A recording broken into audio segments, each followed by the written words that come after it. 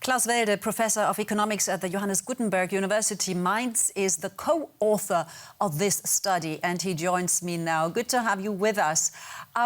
What I noticed is that your study doesn't mention specific face masks. Why not? That's true. We don't mention specific face masks because the regulation at that time just required to wear any mask. So these were probably normal self-made, homemade masks. Okay, so we don't really know about the efficacy when we take into consideration the medical masks, which are now mandatory in many places, or FFP masks. Or do you have a hunch? Would they be even more effective? Well, yes, of course. I mean, there are other studies that study in detail which type of mask is more effective. And we know, of course, that cloth masks are not the best ones. So FFP2 masks, as an example, they have a much better filtering system. Okay, but apart from the model or the material of a face mask, what other factors play a role in making wearing a mask effective? I believe your study also points to different regions, different climate. Yeah, well, regions and climate, I'm not so sure. But what definitely matters is how good a mask fits.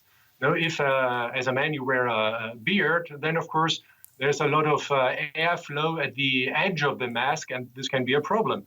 And in any case, with any mask, it depends on the environment. If you are in a contaminated, if you inhale contaminated ambient air, then you can get infected anyway. I mean, droplets and very small droplets, they enter anyway.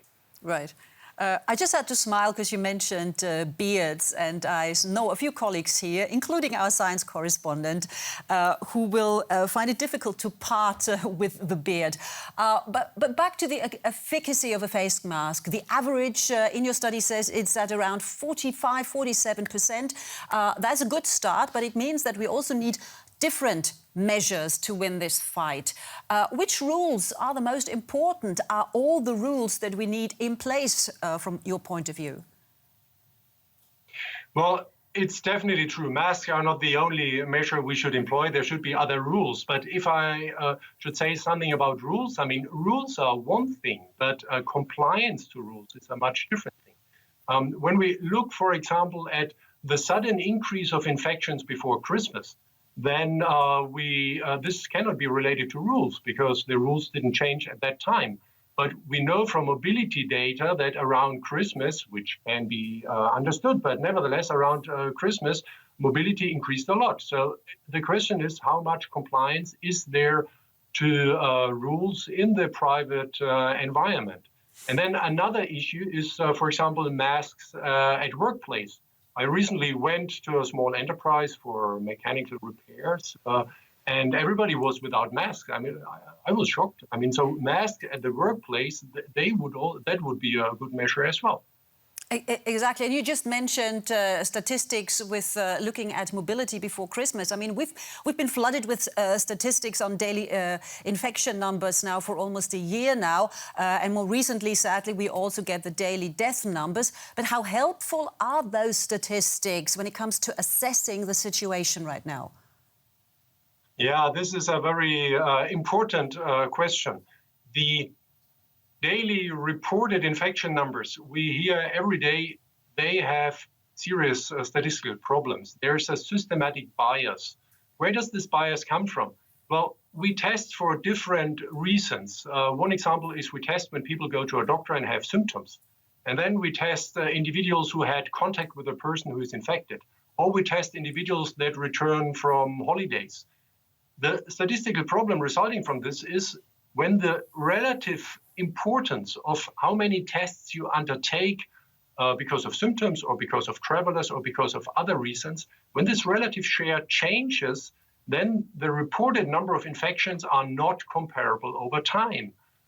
There are, of course, other statistics which are less biased. When we think about the number of individuals in intensive care units, I mean, this is definitely very unbiased. This is a very good measure. And then, as you said, the number of deaths, you don't want to hear this, but this is also an unbiased measure.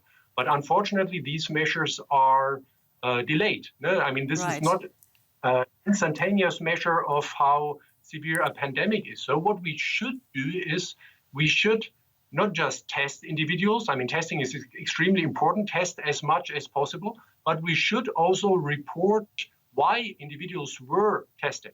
And if we knew, for example, all the positive tests of individuals that were tested because they had symptoms, then we would count COVID-19 cases, so cases of the disease. And this would be an unbiased measure of the severity of the pandemic.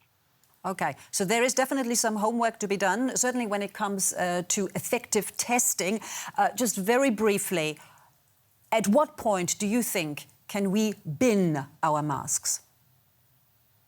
Well, when the pandemic is over, simple answer. Okay, if I had to give a rule, wait for the number of patients in intensive care units to fall to a level that we had in spring 2020.